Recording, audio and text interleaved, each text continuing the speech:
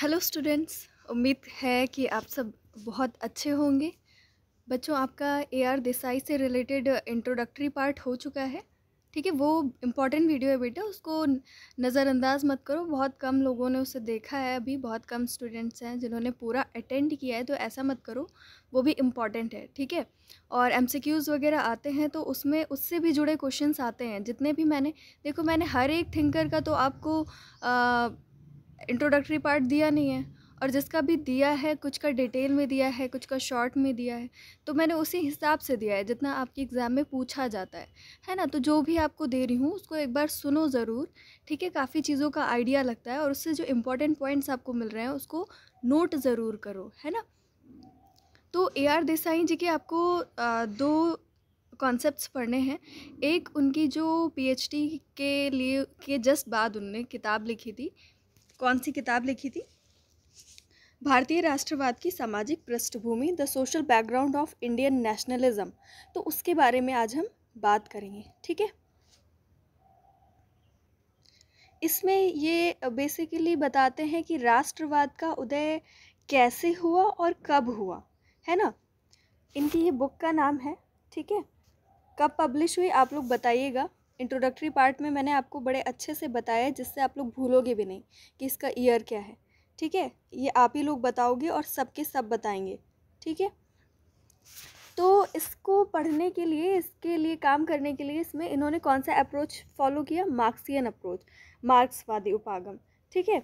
Marks जैसे कहते हैं कि नई नई शक्तियों का उदय कैसे होता है? द्वंद्व के फलस्वरूप होता है। पुरानी शक्ति रहती है समाज में और नई शक्ति आ जाती है, दोनों का कॉन्फ्लिक्ट होता है, ठीक है। दोनों के कॉन्फ्लिक्ट से एक नई शक्ति का उदय होता है, ठीक है। तो इस तरीके से द्वंद्ववाद आपका कहता है, डायलेक्टिसिज्म, ठीक है।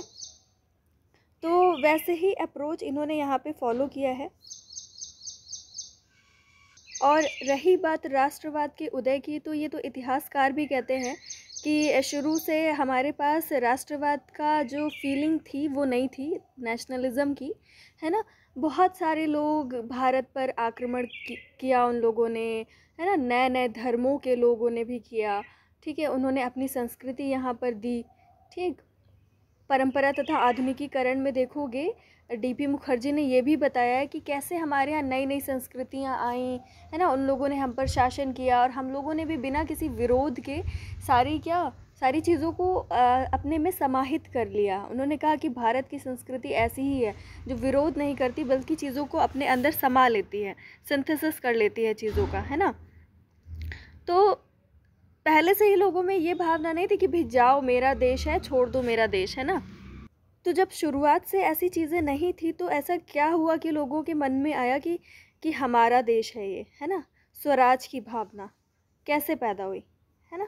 हिस्ट्री वाले स्टूडेंट समझ रहे होंगे इस चीज़ को काफ़ी हद तक, ठीक है। पर हम यहाँ पर देखेंगे कि कैसे मार्क्सियन अप्रोच का यूज़ करके इन्होंने पूरी हिस्ट्री को खंगाला है और राष्ट्रवाद के उदय को निकाल करके लेकर के आए हैं AR देसाई। तो पहले मैं आपको बता देती हूँ कि इसमें, इस टॉपिक के अंदर आप लोग क्या क्या पढ़ने वाले हो। इस टॉपिक के अंदर आप लोग जानोगे कि राष्ट्रवाद का अर्थ क्या होता है, मीनिंग ऑफ नेशनलिज्म क्या होता है ना। और उसके बाद क्या जानना है आपको, भारत में ब्रिटिश शासन ने क्या क्या परिवर्तन लाए और उसका रोल क्या रहा, उन परिवर्तनों ने क्या भूमिका निभाई, है ना। तो ये जानेंगे कि ब्रिटिशर्स ने यहाँ पर क्या क्या चेंजेस लाए और उन चेंजेस का इंडिया में रोल क्या था, ठीक है। तो उन रोल्स के अंदर हम बहुत सारी चीज़ें हैं ना, है ना। क्या क्या चेंजेस लाए ये भी जानेंगे, और उसका परिणाम क्या हुआ, तो ये भी जानने में काफ़ी हेडिंग्स हैं आपकी, है ना। इन सारी चीज़ों को हम 8 हेडिंग्स के अंदर जानेंगे, ठीक। और उसके बाद हम जानेंगे कि राष्ट्रवाद की मुख्य अवस्थाएं कौन कौन सी थी, है ना। Chief phases of Indian nationalism को जानना है हमें इस टॉपिक के अंदर, और इसके अंदर हम पूरी शुरू से हिस्ट्री के बारे में जानेंगे, है ना। और उसके बारे में एनालिसिस करेंगे, 1857 से लेकर के पूरी हिस्ट्री को खंगालेंगे और इसको कहाँ तक ले जाएंगे, 5 फेजेस तक ले जाएंगे और 1939 तक ले जाएंगे, 1857 से। इसका मतलब ये हुआ कि 1857 से लेकर के 1939 तक का जो फेज़ है, इस इतना बड़ा टाइम पीरियड है, इसको हम 5 फेजेस में डिवाइड करके पढ़ेंगे और नेशनलिज्म को के इमर्जेंस को जानेंगे, ठीक है। तो चलिए हम लोग स्टार्ट करते हैं। अब देखो यहाँ पे ये मार्क्सियन अप्रोच कैसे लगा रहे हैं, मतलब एक जो हमारे यहाँ पहले से ही जो कंडीशन थी भारत देश की, ठीक है, इंडिया की जो पहले से ही एक कंडीशन थी, ठीक है, तो एक पावर ये काम कर रही थी, ठीक है, और दूसरी पावर क्या हुई, जो ब्रिटिशर्स के अराइवल के बाद जो पैदा हुई दूसरी कंडीशन, ठीक है। तो एक पावर ये मान लो, एक पावर ये मान लो, अब ये जो दोनों आमने सामने खड़ी हुई तो इनमें टकराव हुआ, है ना, और इन्हीं के टकराव के परिणाम स्वरूप, इन्हीं के द्वंद्व के या इन्हीं का जो डायलेक्टिक्स से जोड़ो, है ना, वो मार्क्सियन अप्रोच है। तो उसके फलस्वरूप क्या हुआ, वाद प्रतिवाद और संवाद पढ़ते हो ना, पढ़ चुके हो, तो वही है यहाँ पर। तो उसके फलस्वरूप क्या हुआ, यहाँ पे नेशनलिज्म आया, ठीक है। ये कहना है AR देसाई का, ये है पूरा कॉन्सेप्ट इनका, अगर हम मार्क्सियन अप्रोच को देखें कि वो क्या होती है ना। और इस बुक के अंदर इन्होंने बताया है कि जैसे कोई नई सिचुएशन आई है ब्रिटिशर्स की, तो आ तो गई इंडिया में, तो इससे यहाँ पर एक तो पहली बात तो हम इसको स्वीकार करें या ना स्वीकार करें, उससे पहले तो ये बात होती है ना कि यहाँ कर क्या रहे हैं, तो क्या कर रहे हैं का मतलब क्या है वो जानेंगे, है ना। क्या कर रहे हैं का मतलब क्या है, यहाँ पर वो लोग आते हैं और नई नई इंडस्ट्रीज़ लगाते हैं, यहाँ के उद्योगों को बंद कर देते हैं, टैक्सेस लेते, तो मतलब ये सारी चीज़ें पहले क्या किया इन्होंने अपनी इस बुक में ये बताया है, ठीक है। उसके बाद पूरी हिस्ट्री को उन्होंने बताया है ना, और उसी के परिणाम स्वरूप नेशनलिज्म को बताया। तो द्वंद्व आप लोग समझ गए ना, जो इंडियन कंडीशन थी पहले, ठीक है, इंडिया की कंडीशन, और जो ब्रिटिशर्स वाली लेकर के आए अपनी कंडीशन, उसके परिणाम स्वरूप एक नई कंडीशन निकल कर के आई, वो थी नेशनलिज्म वाली, ठीक है। इनकी ये जो बुक है ये टोटल 19 चैप्टर्स में डिवाइडेड है, ठीक है। सबसे इंट्रोडक्टरी पार्ट में अपनी बुक के ये शॉर्ट में बताते हैं कि दूसरे देशों में किस तरीके से राष्ट्रवाद का उदय हुआ, या नेशनलिज्म कहते हैं, ठीक है, राष्ट्रवाद को इंग्लिश में। तो नेशनलिज्म का उदय हुआ, और उसके बाद ये बताते हैं कि जब यहाँ पे इंग्लैंड के लोग नहीं आए थे भारत में, तो यहाँ की अर्थव्यवस्था और यहाँ की संस्कृति, ठीक है, इकोनॉमी और कल्चर वगैरह के बारे में बताते हैं इंडिया के, ठीक है। उसके बाद सेकंड चैप्टर में क्या कहते हैं, ये सेकंड चैप्टर में ये बताते हैं वो सारी कंडीशंस के बारे में, जब यहाँ पे ईस्ट इंडिया कंपनी आती है और धीरे धीरे क्या करती है, वो नई इकोनॉमिक और पॉलिटिकल स्ट्रक्चर को डेवलप करती है, यहाँ पर नई आर्थिक और राजनीतिक संरचना को डेवलप करती है हमारे देश में, ठीक है। फिर क्या है आगे, नेक्स्ट चैप्टर में बताते हैं कि थर्ड, फोर्थ, फिफ्थ, सिक्स्थ और सेवन्थ, 3 से लेकर के 7th चैप्टर तक क्या बताते हैं कि ब्रिटिश शासन की वजह से यहाँ पर कृषि व्यवस्था में, एग्रीकल्चरल सिस्टम में क्या चेंजेस आए, ठीक है, और यहाँ पे कैसे यहाँ पे जो छोटे छोटे लोगों के काम धंधे थे उनका वो बर्बाद हो गए, है ना, जो छोटे उद्योग होते हैं, कुटीर उद्योग, है ना, तो वो उनका पतन हो गया, ठीक है। और जो आपके नए इंडस्ट्रीज़ की बात करते हैं तो उनका कैसे इस्टेब्लिशमेंट हुआ, ठीक है। फिर आते हैं अगर हम फिर आगे क्या बताते हैं, ये 8th, 9th और 10th चैप्टर में ये उसके बारे में बताते हैं, क्या है उससे क्या कहते हैं, आपका ट्रांसपोर्टेशन सिस्टम के बारे में बताते हैं कि कैसे वो चेंज हुआ, नया वाला आया। एजुकेशन सिस्टम के बारे में कहते हैं कि न्यू एजुकेशन सिस्टम यहाँ पे आ जाता है, नई शिक्षा व्यवस्था, परिवहन के नए नए साधन, ठीक है, और यहाँ की पूरी तरीके से जो पॉलिटिकल स्ट्रक्चर है और एडमिनिस्ट्रेशन है ना, वो सब बिल्कुल चेंज हो जाता है, तो उसका क्या प्रभाव पड़ता है समाज में, उसके बारे में बताते हैं। ये बुक अभी भी अवेलेबल है आपकी अमेज़ॉन पे, आप लोग चाहे तो उसको परचेज़ कर सकते हो अगर ये सारी चीज़ें आपको जाननी है। फिर आते हैं ये 11th चैप्टर में, जब आते हैं तो कहते हैं कि यहाँ पर नए वर्गों का उदय हुआ, है ना। हमारे भारत देश में आपको पता है कि कौन कौन सी व्यवस्थाएं रही हैं, सामंतवादी व्यवस्था, है ना, तो वहाँ तक तो था, है ना। उसके बाद फिर नए नए वर्गों का उदय हुआ, तो बताएंगे ये अपनी किताब में 11th चैप्टर में, ठीक है। फिर 12th चैप्टर में बताते हैं कि यहाँ पर कैसे जब इंडस्ट्रीज़ वगैरह आ गई, साइंस वगैरह आ गया, एजुकेशन डेवलप हो गई, तो 12th चैप्टर में क्या बताएंगे कि यहाँ पे प्रेस की क्या भूमिका थी, प्रिंटिंग प्रेस, है ना। इससे क्या हुआ, लोगों में कम्युनिकेशन बढ़ा था ना। फिर 13th चैप्टर में ये बताते हैं कि कैसे सोशल रिफॉर्म मूवमेंट्स स्टार्ट हुए, समाज सुधार आंदोलन ने जो है आंदोलन शुरू हुए। फिर 14th से लेकर के 16th चैप्टर तक ये यहाँ पे बताते हैं कि जो अ, जब आंदोलन शुरू हुए, मतलब पहले तो शुरू हुए और उसके बाद धीरे धीरे क्या हुआ, जाति व्यवस्था और छुआछूत वाला जो था सिस्टम और स्त्रियों की जो हालत थी, दुर्दशा थी, इन सारी समस्याओं के खिलाफ लोगों ने आवाज़ उठाना शुरू किया और नए नए आंदोलन किस तरीके से भारत में काम करने लगे, ठीक है। फिर 17th चैप्टर में ये कहते हैं कि यहाँ पे धर्म सुधार आंदोलन शुरू हुआ, है ना। धर्म सुधार आंदोलन बहुत बड़ा है, तो ये 17th चैप्टर में उसके बारे में बात करते हैं। दैन 18th चैप्टर इनका बहुत इम्पॉर्टेंट चैप्टर है, जिसमें वो क्या कहते हैं कि कैसे लोगों ने फिर अपना राष्ट्रवाद की भावना दिखानी शुरू करी, है ना। लोगों के अंदर राष्ट्रवाद की भावना आ गई कि अब ये देश हमारा है ना। अब जो हमारे साथ हो रहा है वो एक्सप्लॉयटेशन है हमारा, ठीक है। अब ब्रिटिशर्स को छोड़ना पड़ेगा देश। तो इस तरीके से बहुत बड़े लेवल पे, पूरे पूरे इंडिया के लेवल पे, पूरे कंट्री के लेवल पे लोगों के अंदर जागे लोग, है ना। नेशनलिज्म आया लोगों में, राष्ट्रवाद की भावना आई, ठीक है। फिर जो इनका लास्ट चैप्टर है यानी कि 19th चैप्टर, अब नेशनलिज्म बढ़ने की वजह से क्या क्या प्रभाव पड़े, ठीक है, उसका उल्लेख करते हैं। तो यही सारी चीज़ें हम लोग अब शॉर्ट में जानने की कोशिश करेंगे, ठीक है। और इससे जुड़े क्वेश्चंस भी आप लोग सॉल्व कर लोगे अब, ठीक है, जब दोनों आप वीडियोस देख लोगे इनके, ठीक। हम अब देखते हैं कि नेशनलिज्म का मतलब क्या होता है। तो सबसे पहले आप लोग ये देखो कि भारत में विकसित होने वाले विभिन्न राजनीतिक और राष्ट्रीय आंदोलनों को समझना इसलिए आवश्यक है कि इन्हीं की सहायता से ब्रिटिश काल तथा उसके बाद भारतीय समाज में होने वाले संरचनात्मक परिवर्तनों तथा उन नई सामाजिक शक्तियों को समझा जा सकता है जिन्होंने भारतीय समाज को एक नया रूप दिया, ठीक है। पहले इसको पढ़ देती हूँ।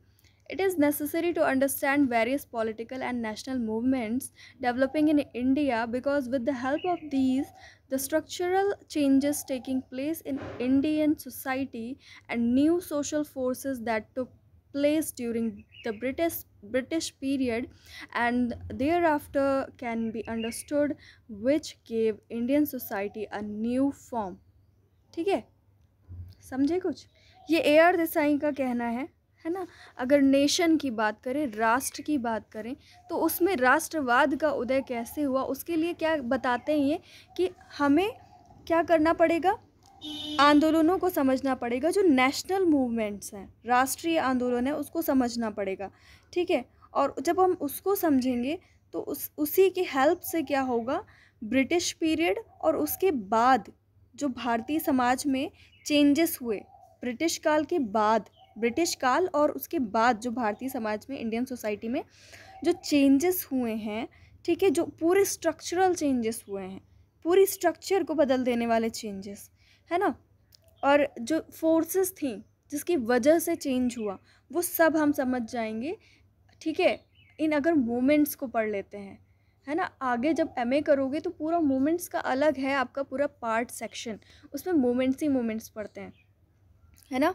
तो वही है, बहुत इम्पॉर्टेंट चीज़ है मूवमेंट को पढ़ना, ठीक है। ये क्या इन्होंने क्या किया, पूरे इंडियन सोसाइटी को एक नया रूप दिया, एक नया फॉर्म दिया, ठीक है। तो इसलिए ये सारी चीज़ें पढ़नी ज़रूरी होती हैं, ठीक है। Nationalism is a psychological and emotional state which includes unity, strength, mutual affiliation. It is a feeling which includes the feeling of common citizenship and elegance, to the nation.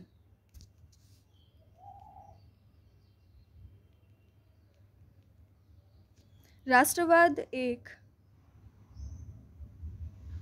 मनोवैज्ञानिक और भावनात्मक दशा है जिसमें एकता, सुदृढ़ता और पारस्परिक संबद्धता का समावेश होता है। यह एक ऐसी भावना है जिसमें सामान्य नागरिकता की भावना तथा राष्ट्र के प्रति निष्ठा का समावेश होता है।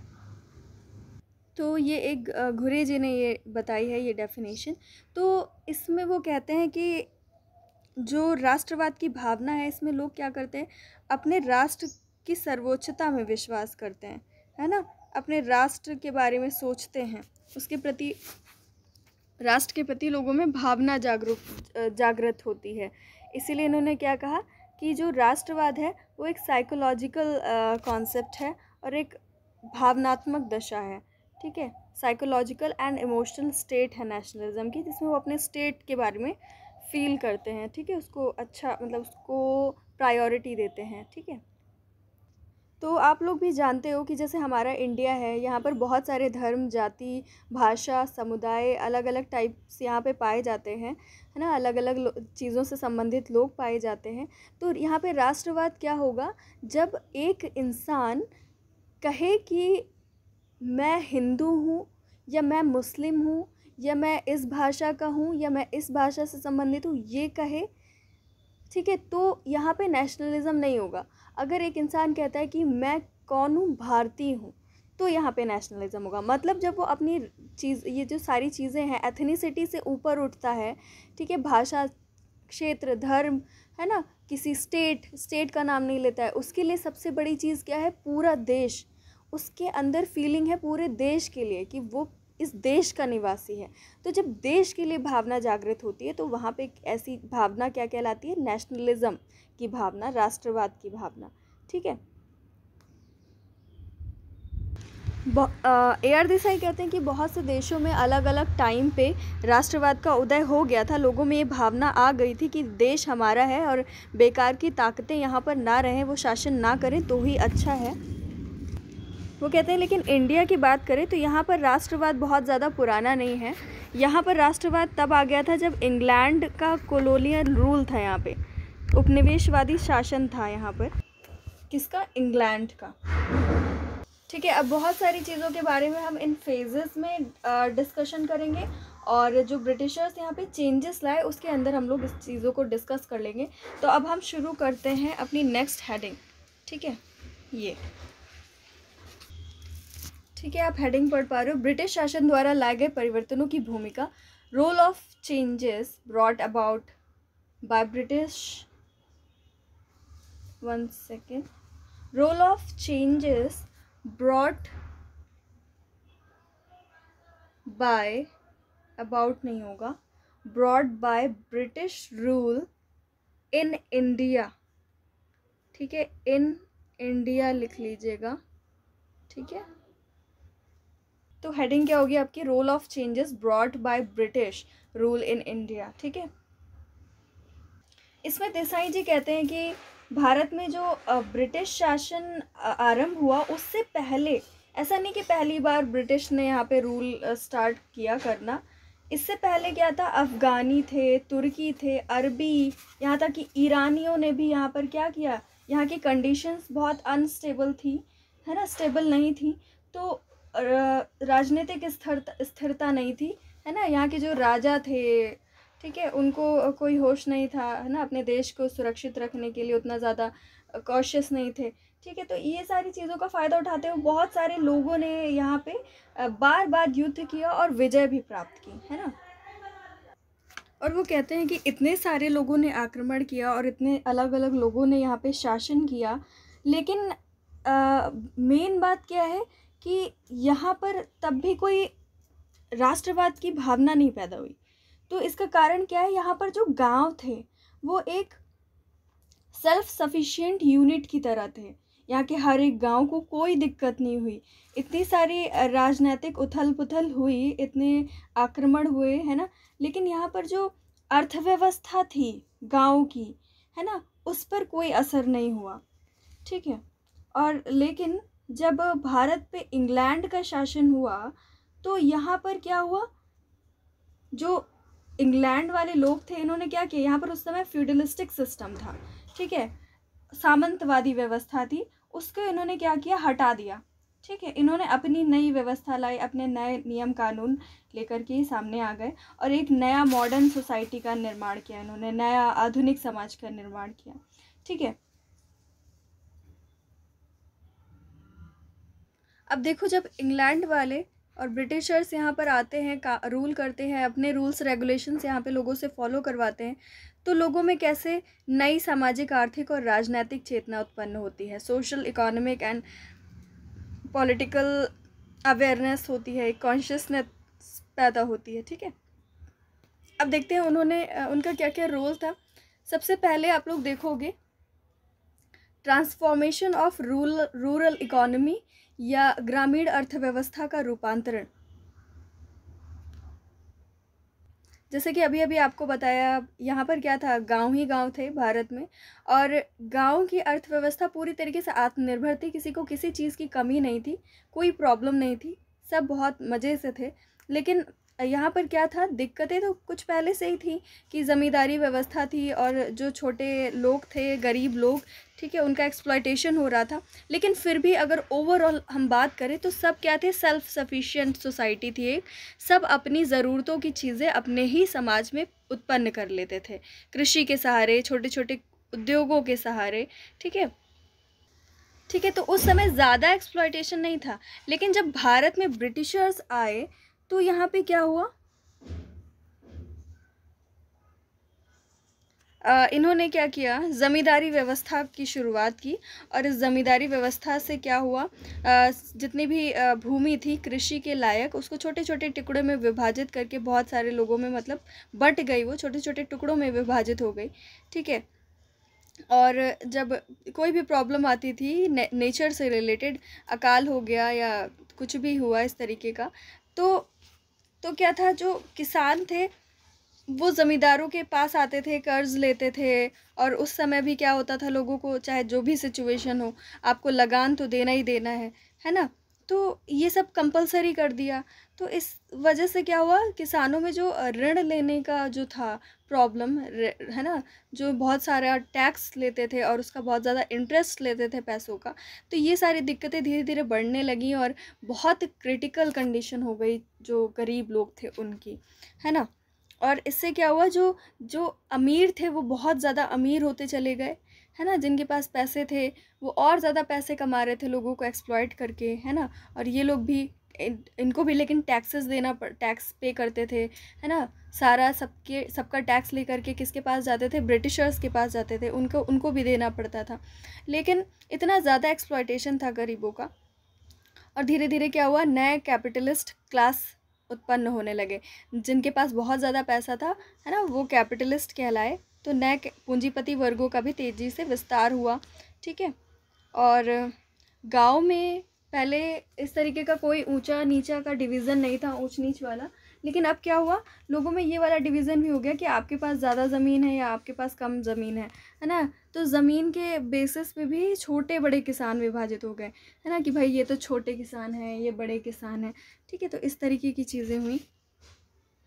इन्होंने कहा कि इस तरीके से बहुत सारे चेंजेस तो हुए, लेकिन एक चेंज बहुत अच्छा हुआ, जिसने क्या किया, ग्रामीण अर्थव्यवस्था पर विचार करने वाले वर्ग को जन्म दे दिया, जो क्या करता था, पूरे इंडिया का जो रूरल स्ट्रक्चर है वो सोचता था कि यहाँ की इकोनॉमी कैसी है, कैसे इतना ख़राब हो गया। तो वो कुछ ऐसे लोग थे जो इन सब बातों पे सोचने पे मजबूर हो गए। तो ऐसे एक नया वर्ग का उदय अभी से हो गया, है ना, जो सोचने पे मजबूर हो गया कि आखिर ये कैसी इकोनॉमिक स्ट्रक्चर है, सिस्टम है, जिसमें ऐसे ऐसे हो रहा है, लोग इतने परेशान हैं, ठीक है। फिर आता है आपका decline of handicrafts and cottage industries, हस्तशिल्प एवं कुटीर उद्योगों का पतन। ये तो आपको पता ही है ना कि ब्रिटिशर्स ने अपना इंडस्ट्रीज़ में बढ़िया बढ़िया चमकदार चीज़ें बनानी शुरू की, और यहाँ के लोगों की चीज़ें फेल हो गई, खादी वगैरह, है ना, यहाँ पर जो लोग अपने छोटे छोटे उद्योग लगा करके काम करते थे, उनके प्रोडक्ट को कोई स्वीकार नहीं कर रहा था। वो सस्ते भी थे इंडस्ट्रीज से जो बन के आते थे, और इनके सस्ते भी नहीं थे। ठीक है, इनके में ज़्यादा चीज़ें लागत लगती थी। तो ये सारी चीज़ें हैं, तो उनके आने से क्या हुआ, एक कंपटीशन हो गया, जिसकी वजह से यहाँ के लोगों की चीज़ें क्या हो गई, फेल हो गई, बिकना बंद हो गई। ठीक है, इस तरीके से सबके रोज़गार सब खराब हो गए, ख़त्म हो गए। ठीक है, तो इस तरीके से क्या हुआ, बहुत सारे कारीगर थे, है ना, बहुत सारे ऐसे लोग थे जो अपने परंपरागत व्यवसाय से, ट्रेडिशनल जो उनका ऑक्यूपेशन था वो ख़त्म हो गया। ठीक है, लोगों ने क्या किया, जब नई नई जो इंडस्ट्रीज़ थी वहाँ पे लेबर की तरह काम करने लगे, है ना। सोचो, जो उनके अंदर स्किल है, जिसको वो बहुत अच्छे से कर सकते हैं, वो बेचारे अब वो नहीं कर सकते, क्योंकि उससे उनका लाइवलीहुड नहीं चलेगा, उससे उनकी आजीविका का उपार्जन नहीं होगा। अब वो लेबर की तरह काम करेंगे और उनका बहुत ज़्यादा शोषण भी होगा। बट मजबूरी है, अगर जीना है तो उन्हें काम करना पड़ेगा, इस तरीके का, है ना। तो इस तरीके का लोगों का कंडीशन हो गई थी। और वो क्या करेंगे, अब उनको काम चाहिए तो क्या करेंगे, वो फैक्ट्रीज़ में जाएंगे काम करने के लिए। तो वो तो शहर, मतलब गांव से दूर होगा, तो वो अपने परिवार को छोड़ करके दूर जाएंगे। ठीक है, वहाँ पर धीरे धीरे क्या होगा, वहीं शहरों में बस जाएंगे। तो इस तरीके की चीज़ें चल रही थी, है ना। और लेकिन इससे एक और क्या फ़ायदा हुआ, देसाई कहते हैं कि जो लोग थे, जो जा रहे थे काम करने के लिए इंडस्ट्रीज़ में, इससे एक नया वर्ग बन रहा था, श्रमिक वर्ग, है ना, लेबर क्लास। ठीक है, अब यही लेबर क्लास धीरे धीरे क्या करेगा, यूनाइट हो जाएगा, है ना। और यूनाइट होकर के इनमें एक कॉन्शियसनेस पैदा होगी कि हमारे साथ गलत हो रहा है और हमारे भारत को इन्हें छोड़ना होगा। ठीक, फिर नेक्स्ट है आपका ब्रिटिश रोल के अंदर आधुनिक उद्योगों का उदय और विकास, rise and development of modern industries. इसमें ये कहते हैं कि यहाँ पे नए नए कारखाने और मिल जैसे कहते हैं, है ना, कपड़े के, जूट के, ये सब, है ना, कपड़ा, जूट, यहाँ पे कपड़े देखो, कॉटन यहाँ पे कितनी बड़ी मात्रा में पैदा होता है हमारे देश में आज भी, है ना। और जूट भी यहाँ पे पैदा होता है। तो सोचो, यहाँ से इनको रॉ मटेरियल मिल रहा है, तो रॉ मटेरियल पहले ये अपने यहाँ डंप कर रहे थे, अब सीधे यहीं पे आ गए रोल करने के लिए। अब यहीं पे इंडस्ट्रीज़ लगा दी और यहाँ से बढ़िया रॉ मटेरियल ले रहे हैं, है ना, और अपने यहाँ भी भेज रहे हैं और सारा कोयला निकाल रहे हैं। ठीक है, और इस तरीके से AR देसाई कहते हैं कि 1879 तक यहाँ पर कपड़े और जूट मिलों की जो संख्या थी वो 75 से भी ज़्यादा हो गई थी। और कोयले की जो खानें होती हैं वो 57 जो है, कोयले की 56 कोयले की खानें थी, है ना, जहाँ पर कोयला निकलवाते थे लोगों को, है ना, खुदाई करके जो कोयले की खानें होती, कोल माइंस, तो वो 56 थी। सोचो, है ना, इतना सारा वो लोग कर रहे थे। और इन सब का बड़ा हिस्सा वो यहाँ पे थोड़ी ना रखते थे, अपने यहाँ डंप करते थे, है ना, इंग्लैंड में। तो सोचो, वहाँ पे इंग्लैंड में ये डंप कर रहे हैं। ठीक है, उनके अंदर राष्ट्रवाद की भावना सोचो पहले से ही पैदा हो गई, क्योंकि वो यहाँ के डेवलपमेंट की बात नहीं कर रहे हैं, वो अपने यहाँ ले जा करके अपना सब कुछ काम कर रहे हैं, अपने यहाँ के लोगों को फ़ायदा पहुँचा रहे हैं, है ना। तो AR देसाई कहते हैं, ये हम कह सकते हैं कि उन्होंने आइडिया दिया हमें मॉडर्निटी का, इंडस्ट्रीज़ लगाने का, है ना। तो उन्होंने ये सारी चीज़ें दी, तो हमें ये सारी चीज़ें समझ में आई कि ये सब भी हो सकता है, लेकिन एक्सप्लॉइट किया उन्होंने। वो कहते हैं कि भारत के ही बहुत सारे ऐसे लोग थे, है ना, जो डेवलपमेंट, मॉडर्निटी को बहुत ज़्यादा मानते थे। तो उन्होंने तो बड़ा स्वागत किया शुरू में कि हाँ हाँ आइए, यहाँ पे उद्योग स्थापित करिए आप, है ना। पहले तो बड़े खुश हुए थे। लेकिन उस टाइम पर भी बहुत सारे ऐसे, मतलब बहुत बड़ा एक ऐसा वर्ग था जिसने डिनाई किया कि इनको यहाँ नहीं आने देना चाहिए, ये गलत है, इनको यहाँ नहीं आने देना चाहिए। उन्हें पहले ही परिणामों की, मतलब, आहट लग चुकी थी। और ये जो ऐसा बड़ा वर्ग था, अब जब इसने देखा कि यहाँ आ गए हैं और ऐसी हालत कर दी है इन्होंने सोसाइटी की, तो उसके अंदर भी बहुत गुस्सा भर गया, है ना। उसके बाद क्या है, नेक्स्ट हेडिंग आपकी, परिवहन के आधुनिक साधनों का विकास, development of modern means of transportation. ठीक है, मीन्स ऑफ ट्रांसपोर्टेशन, ठीक है, इसको सही कर लीजिएगा। अब ये तो आपको पता ही है कि यहाँ पे क्या है, पहले बैलगाड़ी और इस तरीके से घोड़े पे, और, है ना, माल का, चीज़ों को अगर ढोना है है ना। तो डोंकी आपने देखा होगा, है ना, उसको यूज़ करते थे, और कैमल को यूज़ करते हैं। बहुत सारे ऐसे है ना जानवर हैं। बैलगाड़ी है जो, है ना, बुलक कार्ट। तो ये सब इनके आने से चला गया और नई नई चीज़ें आई, है ना। बसेस आई, ट्रेन्स आया, ठीक है, और शिप्स आए ना, जो बोट होते हैं, बड़े बड़े शिप, है ना। तो इस तरीके की चीज़ें आई। तो जहाँ वो शासन करना उनके लिए आसान हो गया था, अब मीन्स ऑफ ट्रांसपोर्टेशन तो उनको डेवलप ही करना था ना, वरना यहाँ से ज़्यादा माल कैसे उठा के अपने यहाँ ले जा पाएंगे। तो इससे उनका रूल, उनका शासन तो मजबूत हुआ, लेकिन यहाँ पर भी फ़ायदा हुआ। अब जहाँ लोग पैदल चल चल के एक घर से दूसरे घर मिलने जाते थे, है ना, बैलगाड़ी का इस्तेमाल करते थे, अब जानवर भी बेचारे हैं, है ना, वो भी कितना चलेंगे। तो मतलब पहले जैसा कंडीशन भारत की भी नहीं रही, चेंज हो गई। अब लोगों में कम्युनिकेशन बढ़ गया, अब जल्दी जल्दी लोग मिलने जुलने लगे, अपनी चीज़ों को एक्सप्रेस करने लगे, है ना। तो अब लोग आपस में मिलेंगे, बड़ी बड़ी भीड़ भी जुटा सकते हैं, सब इकट्ठे हो सकते हैं, जल्दी से आ सकते हैं, है ना। मतलब कम्युनिकेशन बढ़ गया। अब कम्युनिकेशन बढ़ता है तो क्या होगा, लोग आपस में अपने विचारों का आदान प्रदान करेंगे और फिर बताएंगे कि ब्रिटिशर्स अच्छा नहीं कर रहे हैं। तो इस तरीके से एक नई चेतना, है ना, इसकी वजह से भी एक नया कॉन्शियसनेस आया, इन ट्रांसपोर्टेशन की वजह से भी, है ना। उसके बाद नेक्स्ट हेडिंग है आपकी आधुनिक शिक्षा का विकास तथा राष्ट्रवाद में इसकी भूमिका, development of modern education and its role in nationalism. अब ये तो आपको पता ही है कि क्या किया इन्होंने यहाँ पे एजुकेशन के नाम पे। क्या था यहाँ पे, पहले धर्म ग्रंथ वगैरह पढ़ाए जाते थे और वही कास्ट सिस्टम फॉलो करवाया जाता था, लोगों को सिखाया जाता था आपको सोसाइटी में कैसे रहना है, ठीक है। लेकिन अब यहाँ पे ब्रिटिशर्स आए और उन्होंने क्या किया, क्रिश्चियन मिशनरीज आई, है ना। तो ये सब क्या कर रहे थे, मॉडर्न एजुकेशन देने का काम कर रहे थे, इंग्लिश में एजुकेशन दे रहे थे, इंग्लिश भी सिखा रहे थे, है ना। जिससे क्या होगा कि अब वो ऐसी चीज़ें सिखा रहे थे जिससे क्या हो, इंडियंस क्या करें, उनके काम में उनकी हेल्प करें, है ना। उनको ऐसी ऐसी चीज़ें ही पढ़ा रहे थे जिससे वो क्या हो, एडमिनिस्ट्रेशन में उनकी हेल्प की जा सके। और साथ में उन्होंने सेकुलर होना भी लेकिन सिखाया, रैशनल होना भी सिखाया, क्योंकि साइंस भी पढ़ा रहे थे वो लोग, है ना। साइंस टेक्नोलॉजी के बारे में भी हमें बता रहे थे। तो इससे ऑब्वियस सी बात है, हमें क्या होगा, हम सेकुलर भी बन जाएंगे, क्योंकि हमें चीज़ों की रियलिटी पता चलेगी। ये नहीं, ये पता चलेगा कि ऐसी पवित्रता और अपवित्रता जैसी कोई चीज़ नहीं होती कि हम किसी को छुएं और अपवित्र हो जाएं, है ना। तो अब यही लोग थे जो जिन्होंने पढ़ा, ये रविन्द्रनाथ टैगोर हो गए, महर्षि कर्वे का नाम सुनते हो, मदन मोहन मालवीय, सैयद अहमद खां, बाल गंगाधर तिलक, है ना। ये सारे लोग थे, है ना, जो मतलब एलीट क्लास लोग थे। और इन्होंने क्या किया,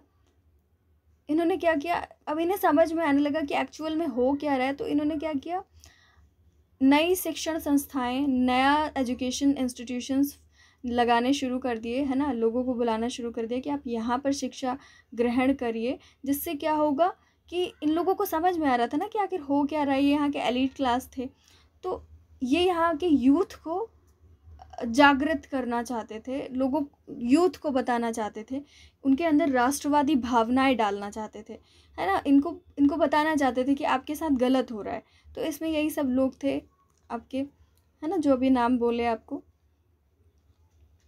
लेकिन आप समझो, जो आपकी शिक्षा व्यवस्था थी अंग्रेज़ों वाली, वो सेकुलर थी, धर्मनिरपेक्ष थी। ये बहुत बड़ी बात थी, है ना। और बहुत उदार थी। कोई भी जाति, कोई भी धर्म, कोई भी भाषा, कोई भी इंसान उसको शिक्षा को ग्रहण कर सकता है। ऐसा नहीं कि शूद्र है तो फिर वो नहीं ग्रहण कर सकता शिक्षा, है ना। आपको पता होगा कि कैसे शूद्रों पे अत्याचार होते थे। आप शूद्रों का इतिहास पढ़िए तो आपको पता चलेगा। कोई भी अगर अभी अभी आप कुछ सीरियल्स शुरू किए गए हैं, कुछ, है ना, आते हैं टेलीविज़न शोज़, तो उसमें दिखाते हैं कि किसी ने अगर बोल दिया आपके किसी श्लोक का उच्चारण कर दिया, उसकी जीभ काट दी, सुन लिया तो उसके कान में डाल दिया कुछ, है ना, गरम गरम, है ना। तो ये सारा बड़ा अत्याचार था। तो लेकिन ये ब्रिटिशर्स आए तो इन्होंने ये सब सिखाया हम लोगों को, ठीक है, सही बातें। इसी का परिणाम था कि यहाँ पे स्त्री शिक्षा के लिए लोगों ने आगे बढ़े लोग, है ना, और सबके लिए इक्वालिटी लाने की बात करने लगे, सभी को एजुकेशन देने की बात करने लगे, मतलब समाज सुधार का इनके अंदर जागरूकता पैदा हो गई थी। ठीक है, अब नए नए यहाँ से समाज सुधारक निकलेंगे अब, है ना, जब ये सारी चीज़ें वो लोग जानेंगे पढ़ेंगे। ठीक है, उसके बाद आपकी नेक्स्ट हेडिंग है political and administrative unification of India.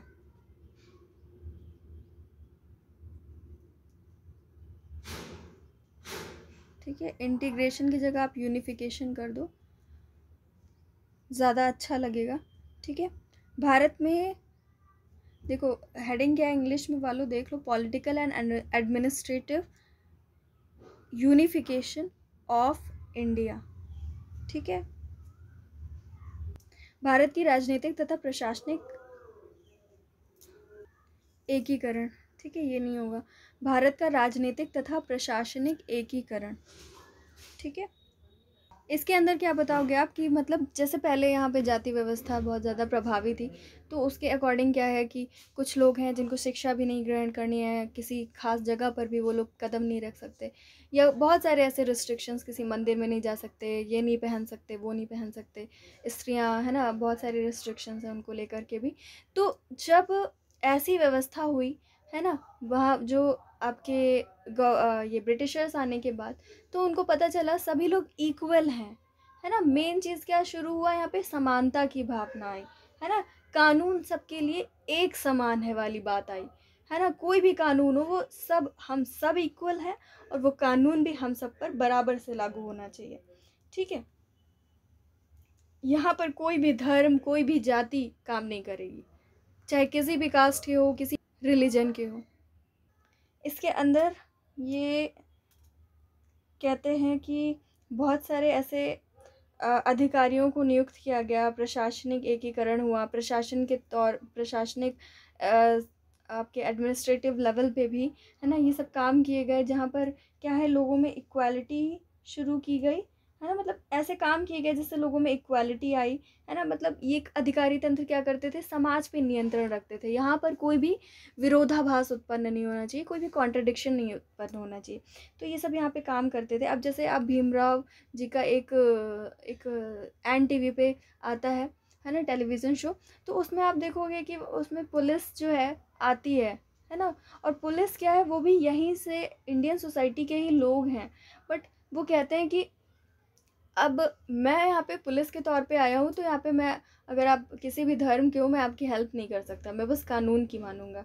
तो इस तरीके से वो कंट्रोल करते थे सोसाइटी पे, है ना, और यहाँ पे एक नई मॉनेटरी सिस्टम भी इन्होंने इसी के अंदर कहेंगे हम स्टार्ट किया था, मौद्रिक व्यवस्था, जिसके अंदर क्या था, अब ये नहीं था कि तुम मुझे इतना अनाज दो, मैं तुम्हें तुम्हारे ज़रूरत की इतनी सामान दूंगा, इस तरीके से ये वाला सिस्टम चला गया था, वस्तु विनिमय का, बार्टर सिस्टम जिसे बोलते हो पहले, है ना, पहले वाला। तो अब यहाँ पे पैसे चलने लगे, है ना, तो इस तरीके से जब पैसों की बात आई, तो ये इंग्लैंड वालों ने पैसे चला दिए ताकि ये बड़ा अमाउंट अपने यहाँ पैसे भी ले जा पाए, है ना, पैसा इकट्ठा करेंगे, अब पैसे, अब सामान कितना ले जाएंगे, है ना, एक्सचेंज कर लेते हैं यहाँ के लोग, तो इसलिए उन्होंने पैसा चला दिया, और पैसा उनके पास ज़्यादा रहेगा, तो यहाँ पे पैसे दे करके वो किसी से भी कितना भी चीज़ ले लेंगे, है ना। अब सोचो, दिमाग लगाओ, पैसा मैटर नहीं करता है, हमारे पास अवेलेबिलिटी हो चीज़ों की, रिसोर्सेज की, हमारी जितनी नीड्स है वो पूरी होनी चाहिए। अब उन्होंने दिमाग लगाया कि यहाँ पर भी पैसे शुरू कर दो, अब लोगों की ज़रूरत की सामान हम पैसे से देंगे उनको, है ना, तो यही सारी चीज़ें हैं। नए सामाजिक वर्गों का उदय हुआ, rise of new social classes. अब देखो यहाँ पे कि पहले क्या था, कास्ट कितना ज़्यादा प्रभावी था यहाँ पे, है ना, अब लोगों को समझ में आ गया कि कास्ट जो है वो, उसका कोई मीनिंग नहीं है, सब इक्वल हैं। ठीक है, तो इस तरीके से लोगों में चेतना तो आई, लेकिन जो ब्रिटिशर्स थे, इन्होंने क्या किया, यहाँ का जो ग्रामीण इलाका था, रूरल एरियाज थे, उसके अंदर बहुत बड़े बड़े चेंजेस लेकर के आए ये लोग, है ना। जैसे अभी मैंने कहा ना, इन्होंने ज़मींदारी व्यवस्था शुरू की, तो ज़मींदारी व्यवस्था जैसे अभी तक हम आपसे डिस्कस करते आ रहे हैं, उसमें क्या था, किसान भी आ गए, छोटे किसान, बड़े किसान, इस तरीके से किसानों में भी विभाजन हुआ। और अभी अभी जब उद्योगों की बात की तो मैंने कहा ना, श्रमिक वर्ग आ गया, तो ये भी क्या है, वर्ग है, एक क्लास है, ठीक। तो प्रोफेसर देसाई ने, AR देसाई ने रूरल एरिया को लेकर के उन्होंने कहा कि 6 वर्ग थे, ठीक है। और अगर हम अर्बन एरिया को ले तो उसके हिसाब से 5 वर्ग थे, ठीक है। अब सोचो, सब अलग अलग वर्ग हैं। अगर श्रमिक वर्ग है, अब ये जो आपको 6 और 5 बताए ना, ग्रामीण वाले 6 और अर्बन वाले 5, तो बेटा इसको मैं इसके नेम्स आपको डिस्क्रिप्शन में लिख करके दे दूँगी, आप लोग वहाँ से इसको देख सकते हो, ठीक है। अभी इसमें नहीं लिखा है स्लाइड में, तो डिस्क्रिप्शन में आपको सारे, मैं पूरे टोटल 11 लिख करके दे दूँगी, ठीक है। वो चेक कर लेना अभी, ठीक है। और तो हाँ, तो जो ये जो वर्ग उदय हुआ नए नए वर्गों का, अब छोटे छोटे वर्ग हो गए, जैसे श्रमिक वाले वर्ग हैं तो वो अपने हितों की रक्षा करेंगे, है ना। जो किसान वाले हैं वो अपने हितों की रक्षा करेंगे। इस तरीके से छोटे छोटे कॉन्शियसनेस हर जगह फैल गई अपने अपने स्तर पे, ठीक है। तो सब अपने अपने हितों की रक्षा के लिए जागरूक हुए और इस तरीके से संघर्ष पैदा हुआ। सबका एक ही मकसद था, लेकिन अंग्रेजों के खिलाफ बात करना, क्योंकि वो ही सभी को एक्सप्लॉइट कर रहे हैं ना। तो वर्गों का ये था, ठीक है। और कौन कौन से वर्ग थे वो मैं आपको डिस्क्रिप्शन में दे देती हूँ। उसके बाद है आपका, ये आपका हो गया है, ठीक है। और प्रेस की भूमिका क्या थी, देखो प्रेस बहुत ज़्यादा काम किया प्रेस ने, जो प्रिंटिंग प्रेस होता है ना। जैसे कोई भी घटना होती है सोसाइटी में, है ना, कहाँ होती है कुछ पता नहीं चलता है, लेकिन जब हमारे यहाँ न्यूज़पेपर आता है तो हमें उसके बारे में पता चलता है और हम उसके खिलाफ आवाज़ भी उठाते हैं। अब तो क्या हो गया, फेसबुक में चीज़ें आ जाती हैं, या इंस्टाग्राम, ट्विटर, तो इसके सहारे हम लोग पूरा शोर मचा देते हैं, ठीक है। तो पहले क्या था, इतना ज़्यादा नहीं था। पहले तो नया नया आया था सिर्फ और सिर्फ प्रेस, कि आप एक ही चीज़ को लिखो नहीं, आप उसको कॉपी कर सकते हो, फोटो कॉपी, ढेर सारी फोटो कॉपी, और फिर वो बहुत सारी जगह पे आप जल्दी से डिस्ट्रीब्यूट कर सकते हो। पहले क्या था, लिखा, कितना लिखोगे, कितना लिख लोगे, ठीक है, और उसको सभी को देना है। तो न्यूज़पेपर प्रिंट होने लगा और उससे खबरें सभी तक पहुंचने लगी इक्वली, है ना। तो प्रिंटिंग प्रेस ने लोगों के अंदर बहुत ज़्यादा कॉन्शियसनेस पैदा की, कि उसके द्वारा लोगों को पता चल गया कि क्या हो रहा है आखिर समाज में, ठीक है, क्या आदेश भेज रहे हैं सरकार। फ़िलहाल इसको शुरू इसलिए किया था गवर्नमेंट ने, वहाँ की ब्रिटिश गवर्नमेंट ने, ताकि अगर कोई नया रूल निकालते हैं, कोई नई अगर सोसाइटी में ये अपना चलाने वाले हैं, तो उसके बारे में सभी को बता दें, है ना। और सभी को बताना है, इस तरीके का एडमिनिस्ट्रेशन करना है, तो सभी तक तो बात ही नहीं पहुंचती कि हमको इतना लगान इस बार देना है। अब प्रिंटिंग प्रेस आ जाएगा तो सबको पता चल जाएगा, लेकिन इसका परिणाम थोड़ा दूसरा हो गया ना। यहाँ पर लोगों के अंदर नई नॉलेज, मतलब एक जागरूकता पैदा होगी ब्रिटिशर्स के खिलाफ। लोगों ने अपनी नई नई मैगजीन्स निकालनी शुरू कर दी, इंडियंस ने, ठीक है। ये जो प्रिंटिंग प्रेस है, छापा खाना है, ये भारत में 19th सेंचुरी में इन्होंने लगाया था सबसे पहली बार, ठीक है। और इन्होंने क्या सोचा था कि हम अपना एडमिनिस्ट्रेशन वाला रिकॉर्ड रखेंगे इसके थ्रू, ठीक है, और जो भी आदेश हैं सरकारी उनको सब तक पहुंचाएंगे इसके थ्रू, ठीक है। लेकिन इसके थ्रू लोगों ने क्या किया, इंडियंस ने अपने अपने विचारों को फैलाना शुरू कर दिया, अपने अपने विचारों से संबंधित नई पत्रिकाओं, मैगजीन्स का संपादन करना शुरू कर दिया। जैसे सबसे पहली पत्रिका हमारे यहाँ की संवाद कौमुदी है, संवाद कौमुदी, जो कि 1821 में पब्लिश हुई, है ना। इसमें राजा राम मोहन राय ने बहुत सारे नए नए लेख लिखे, है ना, मतलब नई बातें बताई, समाज की जो कुरीतियाँ हैं उसके विरुद्ध बोला, एकजुट हो जाओ सब लोग, ठीक है। इसके बाद 1830 से लेकर के 1858 तक द्वारिका नाथ टैगोर, PM मोतीवाला, दादा भाई नौरोजी और ईश्वर चंद्र विद्यासागर ने कुछ ऐसे पत्रों का संपादन करना शुरू किया जिससे जिससे क्या हो, सरकार को पता चले कि जनता की ज़रूरतें क्या हैं। इन सबको पहले लग रहा था कि ब्रिटिशर्स को पता नहीं चल रहा है कि हमें क्या चाहिए, है ना, हमारी नीड्स क्या हैं, बेचारे उनको पता ही नहीं है तो हमारे लिए क्या कर पाएंगे, है ना। अब क्या किया इन्होंने, कहा कि अब तो ये आ गया, अब हम सरकार को बताएंगे कि हमारी ये ज़रूरतें हैं, आप इसको पूरा कर दीजिए और वो हमारी ज़रूरतें पूरी कर देंगे। तो इसके लिए अब इन्होंने, इन सब ने मिल करके क्या किया, नए नए मतलब अपनी ज़रूरतों के काम के लिए अंग्रेज़ों के लिए मतलब पत्र लिखने शुरू कर दिए कि अंग्रेज़ों को भाई दो, उनको बताओ कि हमारी ये नीड्स हैं। फिर 1861 में क्या हुआ, इंग्लिश का टाइम्स ऑफ इंडिया प्रकाशित होने लगा, एक न्यूज़पेपर, ठीक है। ये सारी चीज़ें तो हुई, लेकिन है ना, इन सारी चीज़ों ने एक बेस बनाया भारत में राष्ट्रवाद के उदय का, है ना। इससे सोचो, इससे तो बहुत तेज़ी से हर एक घर में हर एक इंसान पढ़ सकता है कि भाई क्या हो रहा है, लोग, हर एक बच्चे के अंदर चेतना आ जाएगी, है ना। तो सबके अंदर आएगा कि हम सब इन सब चीज़ों से मुक्ति भी पा सकते हैं, ऐसी बात नहीं है, ठीक है। ये सारी चीज़ें लोगों को धीरे धीरे पता चलनी शुरू हुई, ठीक। अब जो आप फेजेस पढ़ोगे इतिहास वाला, उसमें बड़े क्लियरली आपको सारी चीज़ें पता चल जाएंगी कि इस टाइम पीरियड में क्या हो रहा था, फिर अगले टाइम पीरियड में क्या हुआ। तो ऐसे कर करके हमने पूरा आपको बताया ना, 1857 से लेकर के कहाँ तक का आपका मैंने डिवाइड, मतलब AR देसाई ने डिवाइड किया है हिस्ट्री को, 5 फेजेस में डिवाइड किया है 1939 तक, ठीक है। तो उसमें हम लोग ये सारी चीज़ें एकदम क्लियरली जान जाएंगे। तो जब भी आप ये इंडियन नेशनलिज़म के बारे में बताते हो तो उसके बारे में मैंने आपको पूरी बुक की डिटेल बता दी कि उस इंडियन नेशनलिज़म में क्या क्या चीज़ें हैं जिसको आप इंक्लूड कर सकते हो। तो अभी फ़िलहाल आपके फेजेस बचे हुए हैं, ठीक है। तो वो फेजेस हम आपको नेक्स्ट वीडियो में बताएंगे, लेकिन अभी तक जो आपको रोल्स बताए ना, हर एक रोल में आप देखो AR देसाई ने ये कहने की कोशिश की है, हर एक हेडिंग के अंदर आपको ये मैंने लास्ट में बताया है कि ब्रिटिशर्स ने तो ये काम किया, है ना, उनको अपना फ़ायदा तो हुआ, लेकिन उससे हमें क्या फ़ायदा हुआ, और हमारी कैसे पृष्ठभूमि, हमारा कैसे बैकग्राउंड तैयार हुआ नेशनलिज़म का। ये सब बैकग्राउंड है, नेशनलिज़म की पृष्ठभूमि तैयार हो रही है लोगों के दिमाग में, है ना। तो यही सारी चीज़ें, ठीक है। अब इसका सेकंड पार्ट जब बनेगा बहुत बढ़िया सा, ठीक है, वो आपका पूरा अवस्थाएं बताएगा, स्टेजेस बताएगा, ठीक है, चीफ फेजेस। तो वो उसके लिए आप सेकंड पार्ट का वेट करिए, कल तक आ जाएगा, ठीक है।